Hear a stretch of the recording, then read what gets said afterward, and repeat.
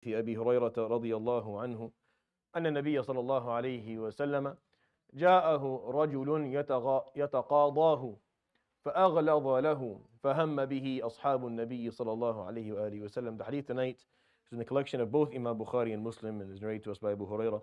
The theme is going to be his usage of the word khiyarukum or khayrukum, the best of you. He uses, I did this a while back, I took a hadith where he used alayhi salatu wasalam the phrase laysa minna. Whoever does something is not considered to be aligned or in keeping with our teachings. And we went through like maybe 11 ahadith. And I was supposed to put them together to you, but then the ahdath of Gaza happened and we didn't do that. The theme that I'm going to do over the next maybe 2 or 3 weeks is the word khayrukum, the best of you, where the Prophet ﷺ would say that phrase and then describe somehow, and he used it in a certain way. And then I'll go through the different times he said them. And I'll start with this hadith, it's one of my favorites, where Abu Hurairah tells us that a man came to the Prophet ﷺ asking for a loan that had that was not yet due. There was a loan, there was something that the Prophet ﷺ had taken.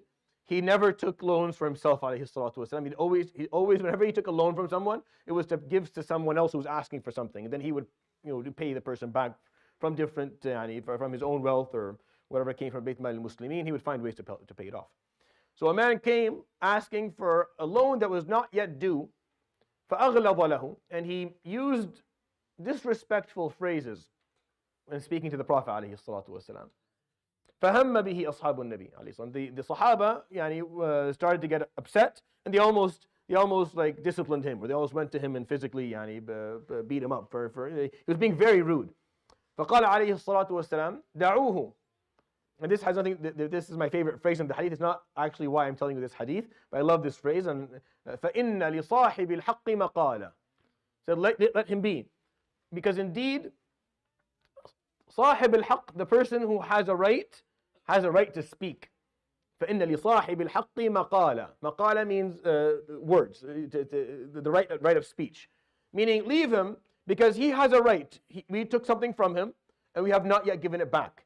Because he has that right, he has the right to speak and say things. So he may say something wrong, but he has a little bit of a wiggle room. There's some flexibility regarding صاحب حق. If someone has a haqq, and even if they ask for it in a rude way, or you don't like the way they demanded their right, or they fought for their right, it doesn't really matter whether you like it or not. Because صاحب الحق له مقال. Because the person who has a right that is owed has the right to express that in whatever way they feel is necessary to make sure they get their right back. Because if you don't, many a times, your right will be forgotten.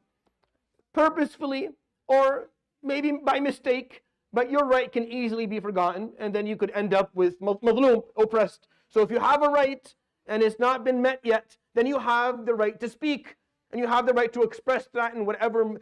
لا يحب الله الجهر بالسوء من القول إلا من ظلم. Allah subhanahu wa ta'ala is not like someone to speak openly and publicly using profanity or bad words, except if they're oppressed, except if there's a right that's due to them that no one gave to them yet. It's left out for that one. We can allow it for that. So he said this alayhi salatu wasalam, دعوه فإن لصاحب الحق مقالا. Let him go, even though he was rude to the Prophet alayhi salatu wasalam and his loan was not yet due.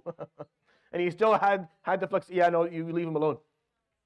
So imagine people who maybe have had their rights trampled upon for decades upon decades. You don't think they have a maqal. You don't think they have some flexibility in terms of asking for their rights. We're going to judge them for how they are demanding their rights. We don't understand our own deen, honestly. And then the Prophet ﷺ قال أعطوه بعيرا سنه مثل سنه. Give him back his ba'ir amongst go one of you out of their own wealth. Meaning he's telling them, I'll pay you back one of you out of your own wealth. Give him a ba'ir, which is a camel that is the same age of the camel that we took from him as a loan.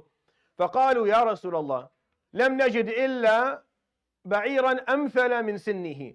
We only found camels that are a little bit older, meaning a little bit more expensive. Meaning we have nothing to give him back except something that's more valuable than what he gave us to begin with. We don't have something that's equal. And this is why I'm telling you this hadith. فَقَالَ صَلَى اللَّهُ عَلَيْهِ وسلم أَعْطُوهُ. Give him something that's more expensive. فَإِنَّ خِيَارَكُمْ أَحْسَنُكُمْ قَضَاءً. وفي حديث النسائي خيركم خيركم قضاءً. It's an easier hadith in النسائي. فإن خياركم أحسنكم قضاءً. The best of you are the ones who deliver the best and most fair and most empathetic judgment. The best, the most excellent judgment. Meaning you always look to make sure the person in front of you is happy. If you're in an interaction, you make sure they don't walk away saying, they ripped me up. Never. Or they took, no. I'll make sure you're happy. Now, if you're not a good person to deal with, I just won't deal with you again. The next time you come bringing me, I'll pass. But if you deal with me, you'll walk away feeling satisfied. You don't get to walk around saying, Wallah zalamni, or mistreated me, or ripped me off. No. I'll make sure I take care of you. I'll make sure that you feel that you got a good deal.